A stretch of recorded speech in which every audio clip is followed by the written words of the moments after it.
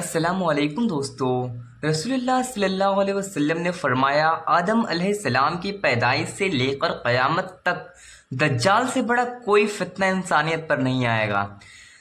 دجال کی پہچان کیا ہے؟ دجال ایک آنکھ سے اندھا ہوگا، اس کی دوسری آنکھ عجیب سی چمکتی ہوئی ہوگی جیسے کہ تیرتا ہوا انگور، اور اس کے ماتھے پر کافر لکھا ہوگا جسے ہر مومن دیکھ سکے گا اور پڑھ بھی سکے گا، چاہے وہ پڑھا لکھا ہو یا نہ پڑھا لکھا ہو۔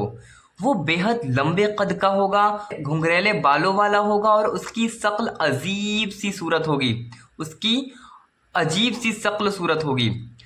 دجال، اس کا فتنہ کیا ہوگا؟ دجال دنیا میں گھومے گا اور اپنے آپ کو خدا کہے گا، وہ لوگوں کو بہکائے گا، کہے گا کہ میں تمہیں روزی دیتا ہوں اور میں ہی بارش برساتا ہوں، زمین میں غلہ میں ہی اگاتا ہوں۔ جو اس کی بات مانے گا اسے دولت اور نعمت دے گا، اور جو اس کی بات نہیں مانے گا اسے بھوکا پیاسا کرنے کی کوشش کرے گا۔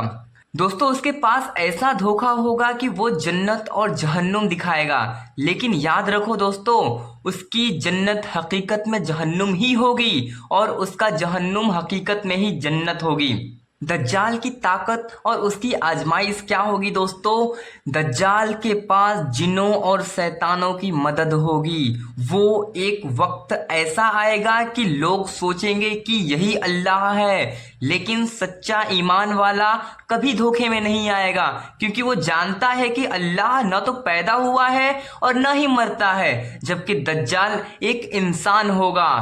دوستو، اس فتنے سے بچنے کا طریقہ کیا ہوگا؟ رسول اللہ صلی اللہ علیہ وسلم نے ہمیں ہدایت دی ہے کہ دجال سے بچنے کے لیے سورہ القحف کی شروعاتی 10 آیتیں پڑھا کرو۔ ہمیشہ اللہ سے دعا کرو کہ اے اللہ، ہمیں دجال کے فتنے سے، قبر کے عذاب سے اور جہنم کی سزا سے بچا۔ نماز، قرآن اور ایمان پر مضبوط رہنا اصلی بچاؤ ہے۔ یہ چیزیں ہم اگر اپنی زندگی میں اپناتے ہیں تو اس فتنے سے ہم بچ سکتے ہیں۔ دوستو، دجال کا انجام کیا ہوگا؟ اس کا انجام بہت ہی برا ہوگا۔ آخر کار جب دجال پوری دنیا میں فتنہ پھیلائے گا، اس وقت حضرت عیسیٰ علیہ السلام آسمان سے اتریں گے، وہ دجال کا پیچھا کریں گے اور لد کے دروازے یعنی کہ فلسطین کے علاقے میں لد کے دروازے پر اللہ کے حکم سے اسے قتل کریں گے۔